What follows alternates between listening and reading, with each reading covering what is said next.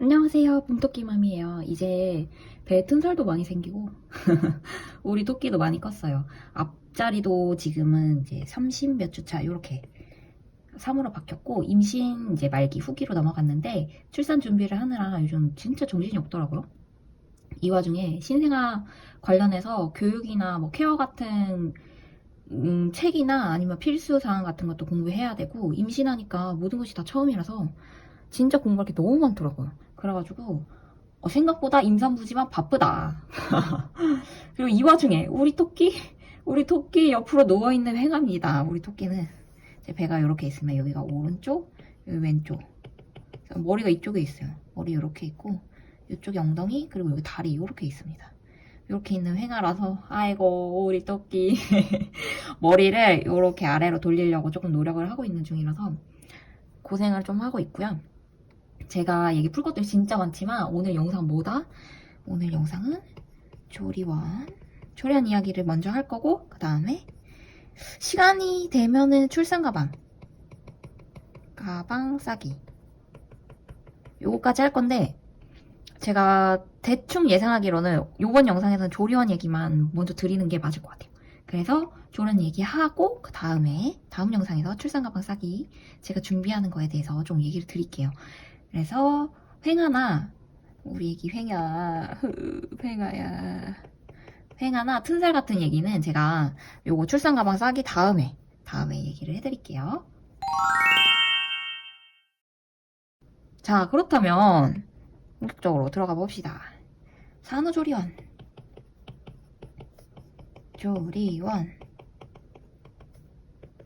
보통 언제 예약하나요? 산후조리원은 임신 초기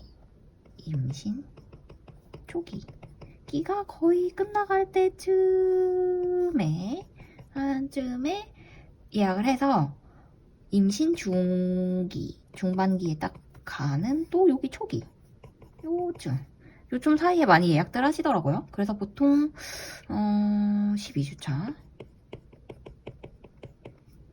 까지는 조리원 예약을 많이 완료들 하신다고 하는데 저 같은 경우는 친구가 말 안 해줬으면 언제 예약하는지도 몰랐을 거예요. 출산하기 전에 예약하는 줄 알았는데 보통 산후조리원 안에 뭐가 들어있냐면 서비스 중에 만사 사진 요게 들어가 있거든요. 거의 무료로 거의가 아닐 거야. 거의 아마 모든 산후조리원들이 그러지 않을까 싶은데 무료로 들어가 있기 때문에 미리 예약을 하셔야 하는데요. 산후조리원을 예약할 때 임신 초기에서 중기 사이에 예약을 한다고 많이 해서 중기도 보통 언제냐 한 15주차 넘어가지 않을 때 주로 많이 한다고 합니다. 그래서 제 친구 같은 경우는 좀 성격이 되게 빨리빨리 하는 걸 좋아하는 사람이라서 임신 초기가 끝나기 전에 진작에 예약을 완료했다고 하고요. 인기가 많은 곳 같은 경우는 예약이 금방 차서 서둘러야 한다고 하는데 저는 뭐 산후조리원에 대한 뭐 로망 뭐 이런 거 없습니다. 그래서 그냥 동네 병원하고 가까운 곳 병원 인근에 있는 산후조리원에 예약을 했습니다. 그래서 산후조리원에서 우리가 예약할 때 꼭 봐야 할 것 두둥 1번 산모편 두 번째 신생아편 이렇게 해서 나눠서 얘기를 드리려고 하는데요. 산모 같은 경우에는 좀 몸을 조금이라도 이제 좀 쉬어야 하고 회복을 하러 가는 곳이기 때문에 내 몸을 얼마나 편하게 해줄 수 있는 공간인지를 봐야 돼요. 그래서 제일 중요한 거는 내가 편해야 되고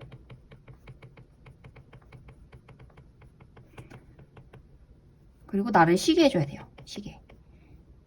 그래서 이 두 관점에서 봐주면 좋은데 뭐 집이 아닌 이상 뭐 얼마나 편하겠습니까? 100% 이렇게 편하진 않겠지만 그래도 가서 생활을 하는 그 시간 동안은 이런 관점에서 좀 봐주시면 좋은데 뭐 예를 들어 내가 좀 예민한 산모다.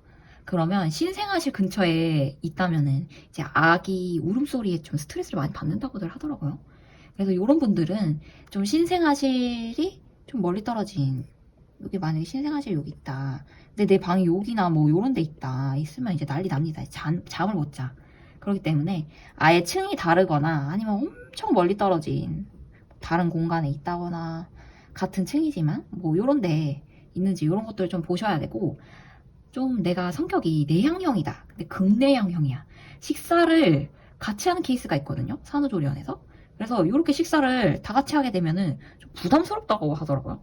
저는 내향형은 아니라서 좀 이렇게 수다 떨고 이런 거 좋아해가지고 별로 개의치 않아 했는데, 그래서 이런 분들은 이제 방으로 식사를 이렇게 가져다 주는 케이스도 있다고 하더라고요.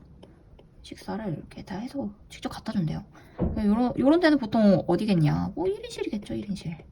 1인실을 이용할 수 있는지, 그리고 방으로 식사를 가져다 주시는지, 이런 것들 체크하시면 좋고, 둔감형 산모 같은 경우, 수유코를 받고 이게 좀 급하게 뛰어갈 수 있거든요. 근데 아이를 출산하고 나면은 관절 같은 데가 다 늘어나 있는 상태라서 막 뛰고 막 이러면은 몸이 상한다고 하더라고요. 그래서 이런 둔감형 산모 잘 몰라요. 막 뛰어가고 막 난리 나면은 이제 몸이 상하기 때문에 가급적이면 같은 층에 이제 신생아실이 있어서 이렇게 빠르게 수유코를 받고 이렇게 가시는 게 자기 몸에 좋습니다.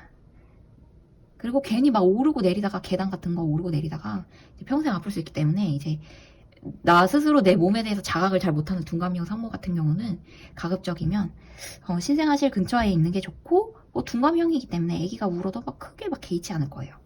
그래서 이런 것들 보시면 좋고, 공통적으로는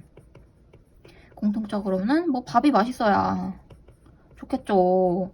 거의 뭐 2주 정도 있을 텐데 식단 구성이 좀 다양하고 좀 맛있는 밥이 나오면 좋겠고, 제가 어떤 데를 보니까 뭐 주구장창 미역국만 주는 데도 있더라고요. 그런 데 가면 좀 지겨울 것 같아서 저는 일단 밥을 좀 우선순위로 받고, 그 다음에 마사지나 아니면 무료 서비스, 요런 게 좀 잘 되어 있는 곳, 요런 것도 좋죠.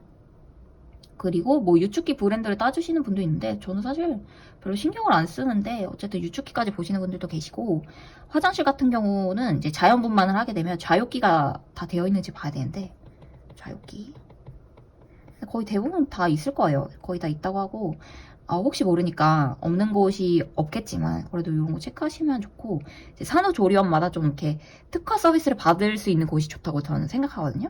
그래서 이런 특화 서비스가 뭐가 있는지를 좀 보셔야 돼요. 그래서 뭐 어떤 산후조리원은 유방관리나 모유수유 케어를 좀 잘하시는 사람이 있어서 뭐 내부 프로그램으로 뭐 이렇게 해준다거나, 아니면은 그런 분들이 뭐 꾸준히 관리를 해주신다거나, 뭐 이런 게 있겠죠. 그리고 뭐 조리원 태소시 주는 게 많은 곳이라던가 뭐 등등 기타 등등, 그러니까 이런 것들 각자 좋아하는 기준이 이제 다 다를 수가 있어요. 이런 것들은.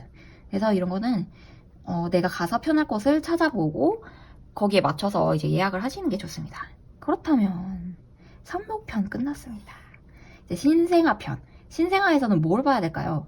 여기서는 뭘 봐야 되냐? 이제 내가 아니고 아이죠. 우리 아이 케어 쪽에 좀 집중을 해서 봐야 되는데요. 간호사 수가 신생아를 돌보는 분들 수 대비 분명히 작을 거란 말이죠. 근데 그럼에도 불구하고 신생아를 돌보는 간호사의 수가 많을수록 좋습니다. 그래서 간호사 수를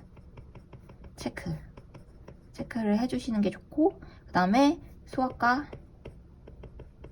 회진 횟수도 물론 많으면 좋습니다.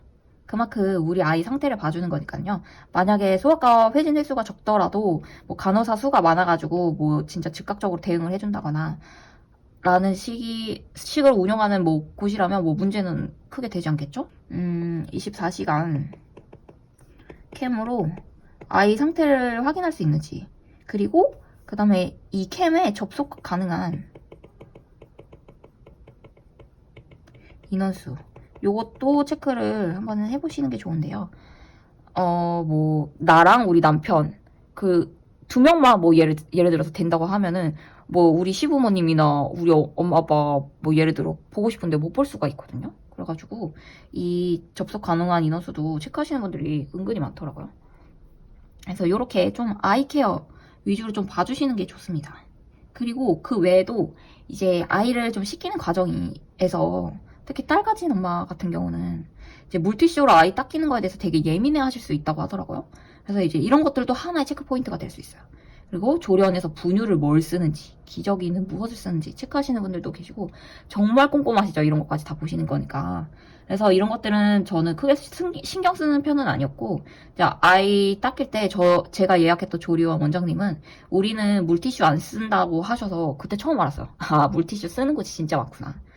그래서 산후조리원을 예약하러 가실 때 그 상담해 주시는 곳이 우리는 이런 서비스가 좋아요라고 얘기하는 것들이 있을 거예요. 이제 그런 게 거의 키포인트이기 때문에 그런 거 위주로 체크를 하시고 그 외에 기타 우리 아이 케어 잘해 주시는지 내가 가서 편할지 이런 것들을 보시면 됩니다. 그래서 저는 어떻게 산후조리원을 골랐냐면 우선은 아이랑 여기 아이랑